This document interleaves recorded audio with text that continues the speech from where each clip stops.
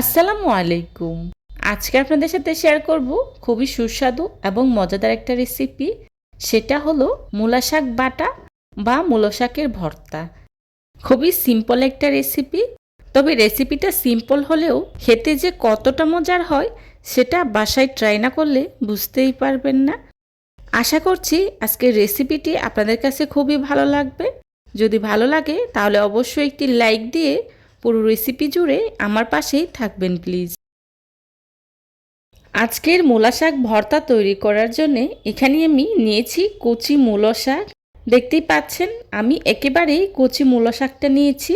আর এই কচি মূলা শাক দিয়ে ভর্তা তৈরি করলে খেতে কিন্তু খুবই মজার হয়। প্রথমে আমি মূলা শাকগুলোকে ডাঁটা থেকে ছাড়িয়ে নিচ্ছি। আর সেমভাবে আমি সবগুলো মূলা শাক ডাঁটা থেকে ছাড়িয়ে নিয়েছি। আর মূলা শাকগুলোকে খুব ভালো করে ধুয়ে পানিটা ঝরিয়ে নিয়েছি। এবার মূলা শাকগুলোকে আমি খুব ভালো করে সিদ্ধ করে নেব। সিদ্ধ করার জন্য চুলায় একটি প্যান বসিয়েই তার মধ্যেই দিয়ে দিচ্ছি মূলা শাকগুলো। হাফ চা চামচ লবণ দিয়ে ঢাকনা দিয়ে ঢেকে 4-5 মিনিটের মতো সময় নিয়ে মূলা শাকটাকে আমি খুব ভালো করে সিদ্ধ করে নেব। মূলা শাকটা সিদ্ধ হতে খুব একটা সময় লাগে না, অল্প সময়েই মূলা শাকটা সিদ্ধ হয়ে যায়। দেখতেই পাচ্ছেন আমার মূলা শাকটা সিদ্ধ করে নেওয়া হয়ে গিয়েছে। এবার চুলা থেকে নামিয়ে নিচ্ছি। চুলা থেকে নামিয়ে একটি ছাঁকনির সাহায্যে পানিটা খুব ভালো করে ঝরিয়ে নিয়েছি। পানিটা খুব ভালো করে ঝরিয়ে শাকগুলো ঠান্ডা হয়ে গেলে শিলপাটায় বেটে আমি একটি মিহি পেস্ট তৈরি করে নেব। এবার চুলায় একটি প্যান বসিয়েই তার মধ্যেই দিয়ে দিচ্ছি রান্না করার রেগুলার তেল 1/3 কাপ। তেলটা হালকা গরম হয়ে আসলেই দিয়ে দিচ্ছি পেঁয়াজ কুচি 1 কাপ। এখন পেঁয়াজটাকে আমি কিছুক্ষণ ভেজে নেব। এই পর্যায়ে দিয়ে দিচ্ছি রসুন কুচি 2 টেবিল চামচ। এখন পেঁয়াজ রসুনটাকে আমি একসাথে খুব ভালো করে ভেজে নেব।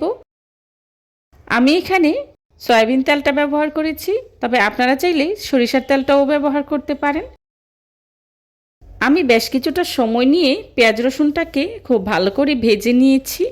এ পর্যায়েই দিয়ে দিচ্ছি কাঁচামরিচ ফালি। আমি এখানে 10-12টার মতো কাঁচামরিচ ব্যবহার করেছি। যেহেতু এই ভাজিতে মরিচের গুঁড়া ব্যবহার করা হয় না, তাই কাঁচামরিচটাই বেশি করে ব্যবহার করতে হয় যাতে করে কিছুটা ঝাল ঝাল হয়। এখন পেঁয়াজের সাথে মরিচগুলোকে আমি কিছুক্ষণ ভেজে নেব। ভাজা হয়ে গেলেই দিয়ে দিচ্ছি আগে থেকে বেটে রাখা মূলা শাক। দেখতেই পাচ্ছেন মূলা শাকটাকে আমি শিলপাটায় খুব ভালো করে মিহি করে বেটে নিয়েছি। আপনারা চাইলে ব্লেন্ডারেও ব্লেন্ড করে নিতে পারেন, তবে শিলপাটায় বেটে ভর্তাটা তৈরি করলে খেতে কিন্তু বেশি মজার হয়। এবার মূলা শাকটাকে আমি পেঁয়াজ রসুনের সাথে খুব ভালো করে নেড়ে মিশিয়ে নিচ্ছি। এখন শুধু নাড়াচাড়ার পালা। এভাবেই অনবরত নেড়ে চেড়ে পানিটা পুরোপুরি শুকিয়ে আসা পর্যন্ত ভর্তাটাকে ভেজে নিতে হবে। দেখতেই পাচ্ছেন আমি কিভাবে অনবরত নেড়ে চেড়ে ভেজে নিচ্ছি। এ পর্যায়ে দিয়ে দিচ্ছি লবণ 1/2 চা চামচ আর দিয়ে দিচ্ছি শুকনো মরিচ 2টি। এখানে আমি 2টো শুকনো মরিচ কেটে ব্যবহার করেছি যাতে করে ভাজিটা কিছুটা ঝাল ঝাল হয়। আর কিছুটা ঝাল ঝাল হলে খেতে বেশি ভালো লাগে। এভাবে মূলা শাক ভর্তা করলে খেতে ভীষণ মজার হয়। আমার রেসিপিটা ফলো করে বাসায় একবার হলেও ট্রাই করবেন, তাহলে বুঝতে পারবেন এই ভর্তাটা খেতে কতটা মজার হয়। এই পর্যায়ে চুলা রাসটা লোতে রেখে অনবরত নেড়ে চেড়ে ভাজিটা করে নিতে হবে। চুলা রাস বাড়িয়ে দেওয়া যাবে না, এতে করে ভর্তাটা পুড়ে যাওয়ার সম্ভাবনা থাকবে। ভাজতে ভাজতে একটা সময় পানিটা যখন পুরোপুরি শুকিয়ে আসবে তখনই বুঝে নিতে হবে ভাজিটা হয়ে গিয়েছে। দেখতেই পাচ্ছেন মূলা শাক থেকে পানিটা পুরোপুরি শুকিয়ে গিয়েছে। আমার মূলা শাক ভর্তাটা হয়ে গিয়েছে। এবার চুলা থেকে নামিয়ে নিচ্ছি। চেষ্টা করেছি খুবই সহজভাবে আজকের এই রেসিপিটি আপনাদের সাথে শেয়ার করার জন্যে। আশা করছি আমার আজকের এই রেসিপিটি আপনাদের কাছে খুবই ভালো লাগবে। যদি ভালো লেগে থাকে তাহলে অবশ্যই লাইক কমেন্ট শেয়ার করতে ভুলবেন না। আপনাদের একটি লাইক এবং একটি কমেন্টস আমাকে নতুন নতুন কন্টেন্ট তৈরি করতে অনেক উৎসাহিত করে।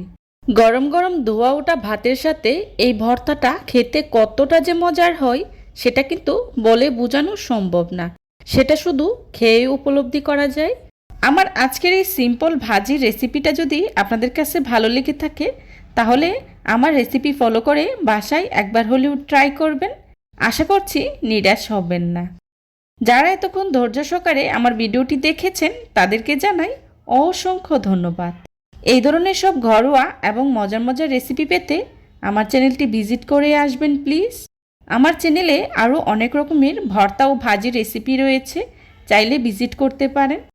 আমার পরবর্তী রেসিপি দেখার আমন্ত্রণ জানিয়ে আজকের মতো এখানেই বিদায় নিচ্ছি। সবাই ভালো থাকবেন, সুস্থ থাকবেন। আল্লাহ হাফেজ। আসসালামু আলাইকুম।